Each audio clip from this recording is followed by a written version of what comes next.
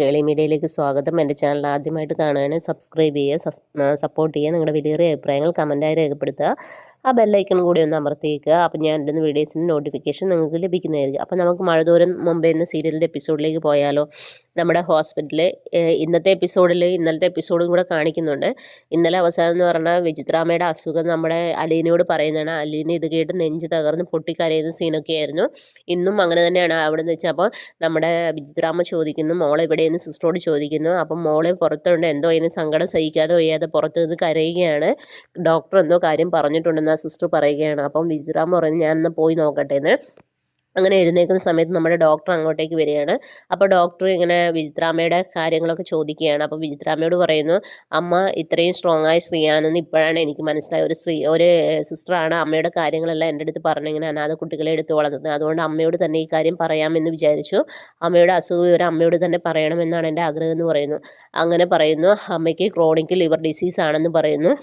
ഇത് അങ്ങനെ ഓരോ കാര്യങ്ങളൊക്കെ പറയുന്നത് കേട്ട് വിചിത്രാമ്മ ആകെ ഞെട്ടിത്തെറിച്ചിരിക്കുകയാണ്. അന്നേരം പറയുന്നു, ഇതിന് ട്രീറ്റ്മെൻറ്റ് നടത്തണമെങ്കിൽ 30 ലക്ഷം രൂപയും അതുപോലെ അതിനുള്ള ബാക്കി പൈസയൊക്കെ ചിലവാകും എന്നുള്ള രീതിയിലൊക്കെ പറയുകയാണ്. പിന്നീട് പറയും, ഇതിന് മരുന്നെന്ന് പറയുന്നത് കിഡ്നി ട്രാൻസ്പ്ലാന്റേഷനാണ്. അപ്പോൾ അതിന് ചേരുന്ന ആളെ കണ്ടുപിടിക്കണം. ഇതൊക്കെ പറഞ്ഞു കൊടുക്കുകയാണ്. അപ്പോൾ വിചിത്രമ്മ പറയുന്നു, 30 ലക്ഷമോ? അയ്യോ, അതൊന്നും ഞാൻ എൻ്റെ കുഞ്ഞുങ്ങളെ നോക്കുന്നത് എങ്ങനെയാണെന്ന് എനിക്കറിയത്തുള്ളെന്ന് പറയും. അപ്പോൾ ഡോക്ടർ പറയും, ഒരു കാര്യം ചെയ്യും, ഞാൻ കുറച്ച് മരുന്നൊക്കെ എഴുതിയിട്ടുണ്ട്, ഇന്ന് തന്നെ ഡിസ്ചാർജ് ആക്കാം എന്നുള്ള രീതിയിൽ പറയുകയാണ്.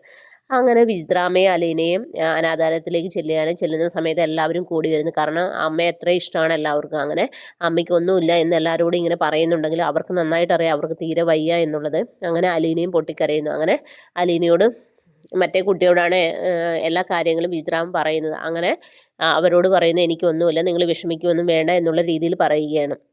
അങ്ങനെ രാത്രി ഗുളികയൊക്കെ കൊടുത്ത് കിടക്കാൻ നേരത്ത് നമ്മുടെ വിചിത്രാമ്മ മറ്റേ കുട്ടി അടുത്ത് വരുന്നു, മരുന്നൊക്കെ എടുത്തു കൊടുക്കുന്നു. അപ്പോൾ ചോദിക്കുന്നു, അലീന എവിടെയെന്ന് ചോദിക്കുന്നു. അപ്പോൾ അലീന കിച്ചണിലുണ്ട്, വൃത്തിയാക്കാമെന്ന് പറയുന്നു.